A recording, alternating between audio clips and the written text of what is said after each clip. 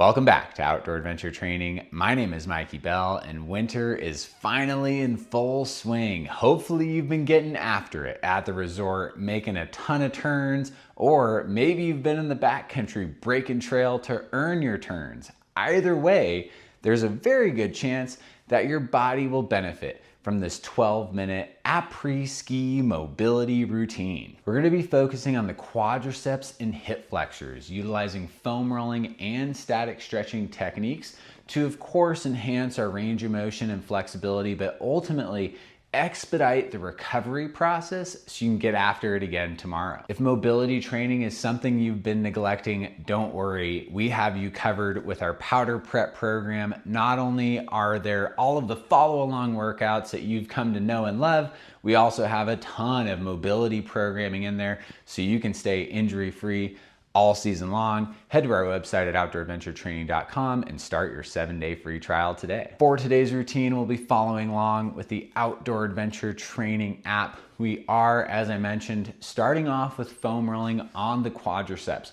We're gonna go for a little bit longer today. We're gonna do 2 minutes on each leg. So have your foam roller, and we're gonna start off with the right leg, and I'm gonna have that roller perpendicular to my femur and my quad, and I'm gonna get into this low plank position.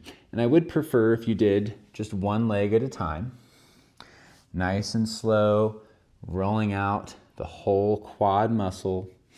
A huge part of our goal in today's routine is to flip the switch on our nervous system and chill out a little bit. After tearing it up all day, like I was this morning, it's good to calm down, relax, and let your muscles chill out a little bit. So nice and slow. I'm not focusing on any one of the 4 quadricep muscles in particular, but rather hitting a combination of all of them. If you're new to foam rolling, the benefits are legit, primarily increasing blood flow, reducing friction in the muscle fascia, allowing us to move a little more freely and enhancing recovery. Don't forget to breathe. Nice, slow rolls. If you find a point of tenderness, for me, it's usually on this lateral aspect of vastus lateralis, one of the quad muscles. You can pin that muscle and then work active range of motion by flexing and extending the knee. And really try to get full extension and even flex your quad. And yes, it might not feel amazing. Just make sure you can still breathe. If you are no longer able to breathe and it's not a life-threatening emergency, just back off with the intensity a little bit. Nice and easy, slow rolls. And then we're going to transition right away to the other leg. So I'm just going to move that roller over, get on my left quad, my right leg's out to the side. Nice and slow. A good rate of travel is maybe 1 to 2 inches per second, meaning I'm not rolling really quickly. That might go against our goals of relaxing. 2 minutes is certainly a great start with foam rolling, especially after skiing. If you have the time for it, I would encourage you to even spend more time rolling out the quads, in particular for skiers and snowboarders both. Get a lot of work on the mountain. Of course, the hamstrings, glutes, calves, all of our other leg muscles are certainly working. From what I've seen, as a certified personal trainer, corrective exercise specialist, quads are what really give people a lot of grief, especially if you're getting pain in your knees along the front of the knee. Oftentimes it's just a tight quad muscle. Let's do some active release techniques. So find that point of tenderness. Really try to work on bending that knee, bringing the heel towards the glute, and then full extension and contraction of the quad. Do at least 2 or 3 passes of this and pay attention to how your range of motion can improve moment to moment.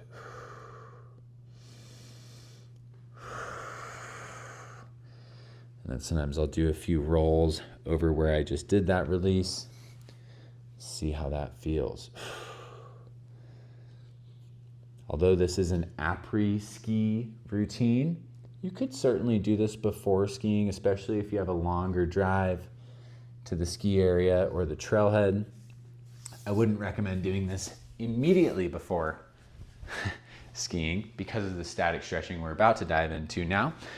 So the shin stretch, and really we're focusing on the quads and the anterior tibialis. Quite simply, I'm just sitting back. My shins are on the floor. You can also just sit on your heels, or if range of motion is an issue, you can sit on a foam roller or any other pillows or props. But because we're focusing on the quads, and if you have the range of motion for it, I'm gonna posterior pelvic tilt and just walk my hands back a little bit, looking for a really deep stretch through the quadriceps. Remember to breathe. If even this is too intense, you can certainly be up here like this. If you can't get your hips to your heels at least, that's a good indication that you need to invest more time into your mobility training.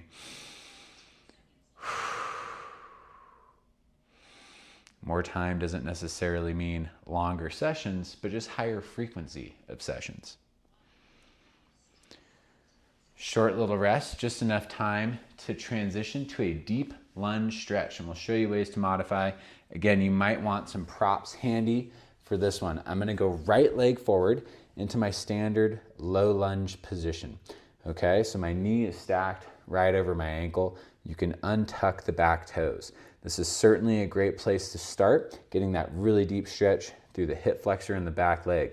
If you want to take it a step further, you can let your front knee push over your front toe. We're going to get a little bit of a calf stretch, and it's also going to deepen the stretch through the back hip.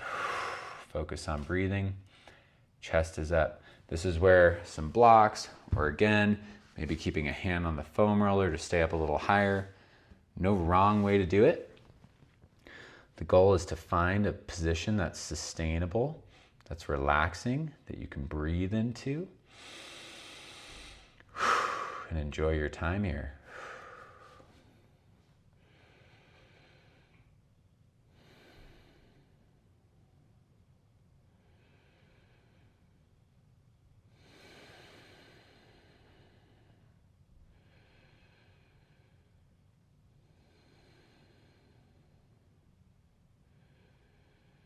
Remember to take deep breaths. Let go of any tension.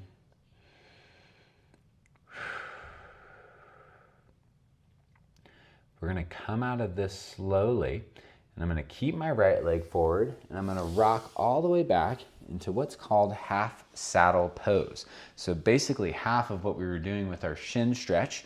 My right leg is extended, my left leg is bent, and now I'm really going to get a deep stretch through this left quadricep. Again, I don't want to anterior pelvic tilt and arch my back. I want that subtle tuck of the tailbone, and that will deepen that stretch through the quad.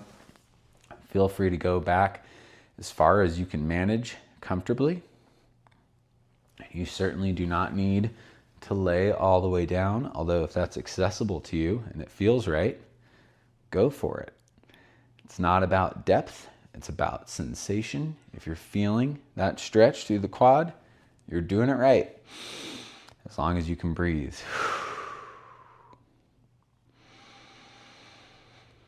These static stretching routines are a great way to visualize for the next day of performance. If you're getting ready to go skiing tomorrow, think about what you're going to work on while you're turning. Maybe set some goals for yourself for tomorrow and beyond.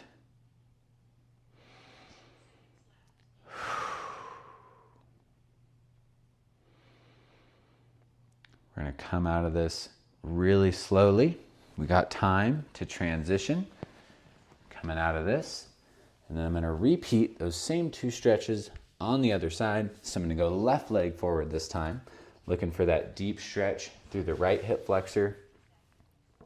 Feel free to reach that leg back. I'm going to untuck the toes, And then again, this is optional, but if you want to deepen the stretch, you can drive that front knee over the toe. This does give you a little bit of stretch in the calves, which is always great. Deep stretch through the hips.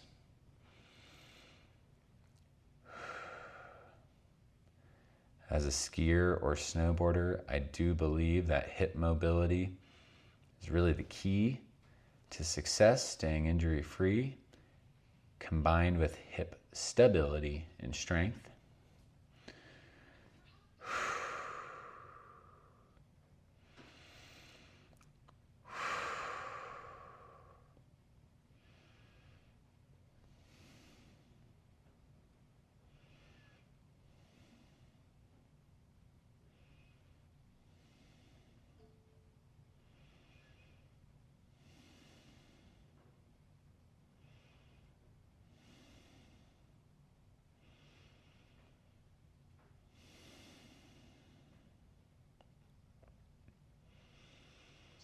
Couple more deep breaths, and we're going to rock back into our half saddle pose.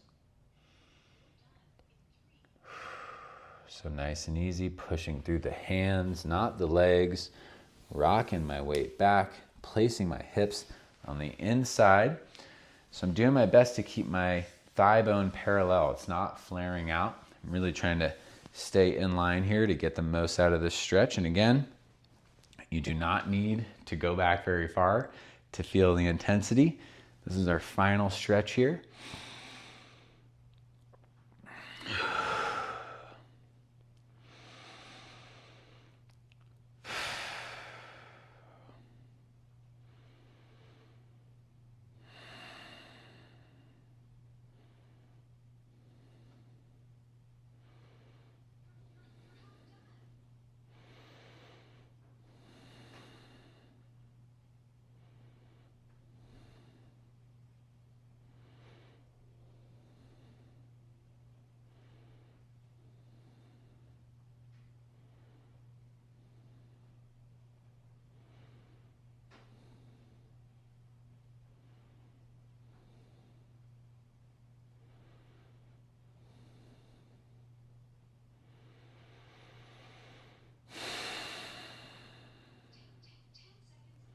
Couple more deep breaths.